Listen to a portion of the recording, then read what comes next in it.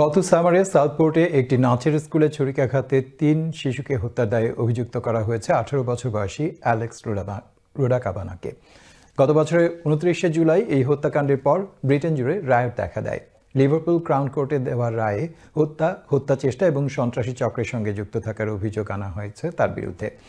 এসব অভিযোগের ভিত্তিতে অ্যালেক্স রুডাকাবানাকে দোষী সাব্যস্ত করেছেন আদালত। বিস্তারিত ডেস্ক রিপোর্টে।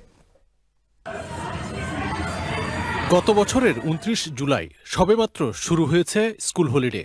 সে সময় ছুটির আনন্দ উপভোগে সবাই ব্যস্ত থাকার কথা, কিন্তু সে সময় সাউথপোর্টের এই এলাকায় নেমে আসে অন্ধকার। নাচের ক্লাসে শিশু কিশোররা আনন্দে নয়, আতঙ্কে চিৎকারে ভারী করে তোলে এলাকা। তারপর নেমে আসে গভীর নীরবতা।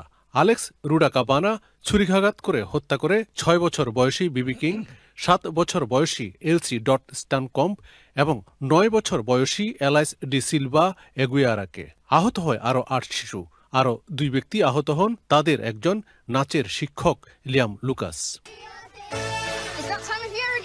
২০১৮ সালে একটি চ্যারিটির জন্য তৈরি প্রচারণার এই ভিডিওতে অংশ নেয় রুডাকাবানা।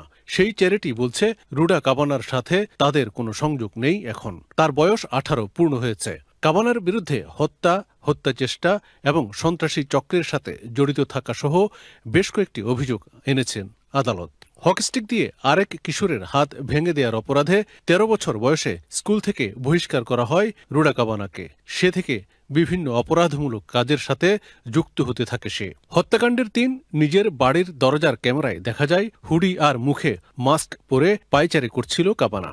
পরে একটি ট্যাক্সিতে উঠে চলে যায়। হত্যাকাণ্ডের পর পুলিশ তার বাড়িতে তল্লাশি চালিয়ে বেশ কিছু সন্দেহজনক উপকরণ পাওয়া যায় বিষ তৈরির রসদ ও আল কায়দার ট্রেনিং ম্যানুয়াল। তবে মার্সিসেট পুলিশ সাউথপোর্ট আক্রমণকে সন্ত্রাসী হামলা বলতে রাজি নয়। I recognise that these new charges may lead to speculation. The matter for which Axel Rudikabana has been charged under the Terrorism Act does not require motive to be established. For a matter to be declared as a terrorist incident, motivation would need to be established. I would strongly advise anyone against speculating as to the motivation in this case. ২৯শে July সাউথপোর্ট হত্যাকাণ্ডের পর পুরো ব্রিটেনে দেখা দেয় riot. Online মিডিয়াতে ছড়ানো হয় নানান রকম গুজব। বলা হয় ওই আক্রমণের সাথে যুক্ত ছিল অবৈধ অভিবাসীরা, ফলে অ্যাসাইলাম আবেদনকারীরা বসবাস করছে এমন হোটেলেও আক্রমণ চালানো হয়। যদিও আক্রমণকারী রুডাকাবানা জন্মগ্রহণ করে কার্ডিফে, তার সাজার মেয়াদ ঘোষণা করা হবে শীঘ্রই। Meriton Rahman, channel S news desk.